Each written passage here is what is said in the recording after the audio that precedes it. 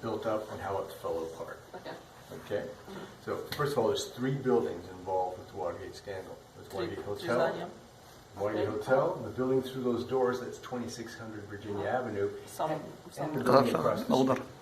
And the building across the street. Yolымен қабаттасқан Watergate скандалымен.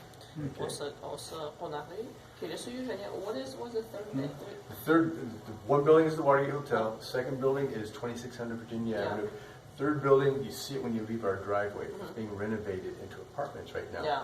But in 1972, that was the Howard Johnson's Hotel. The burglars had their listening post and their lookout was over across the street. Oh, wow. Жер қазір кезде реновацияны жасатқан жер, сол жақтан олар штаб-квартирасы болды. Okay, so the burglars had 2 rooms here. They had this room and the room directly above. Are they called them burglars? Burglars. Yeah, because they broke in to the Democratic National Committee office. Again, I'll get to that part of the story.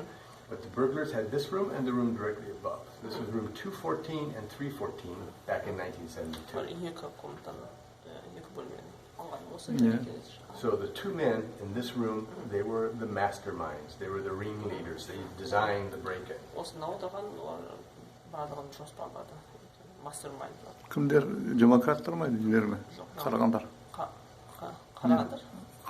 Karaganlar. Yeah, Yeah, so this is G. Gordon Liddy and Howard Hunt in this room. Okay, so the building in front of us is actually where the break-in happened. That's where the Democrats had their national offices. 1972 was an election year. Amında şpiyonları oturdular mı? So, recap, 1972 was an election year. The Republican President Nixon was up for re-election. So one theory as to why they did this break-in is they wanted to know if the Democrats had any dirt on President Nixon, or what their campaign strategy was, or perhaps get dirt on the Democrats to feed to Nixon. Yeah. That was the reason for breaking in. But they were caught red-handed doing it. And even though the scandal broke before the election, Nixon had convinced the public that it was all fake news. That was just it was all just a botched burglary by a bunch of low-life thugs, and his administration had nothing to do with it. And he won by a landslide. But behind the scenes, from the very first night, a very different story was revealing itself. And I'll get into some of those details in a moment. Third building is, again, across the street. That's where their lookout and their listening post was. But their lookout failed miserably at his job, and I'll get back to him in just a moment.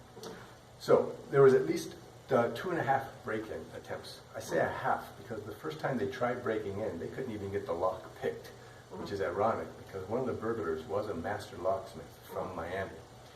So they had to go back to Miami to get whatever part burglars need, and they returned in May of '72 and successfully, undetected, they broke into the Democratic National Committee and planted electronic eavesdropping equipment in the ceiling and on some of the phones, only to realize later that some of those devices were failing. So they had to break in one more time to swap out and rearrange their equipment, and that was their fateful decision.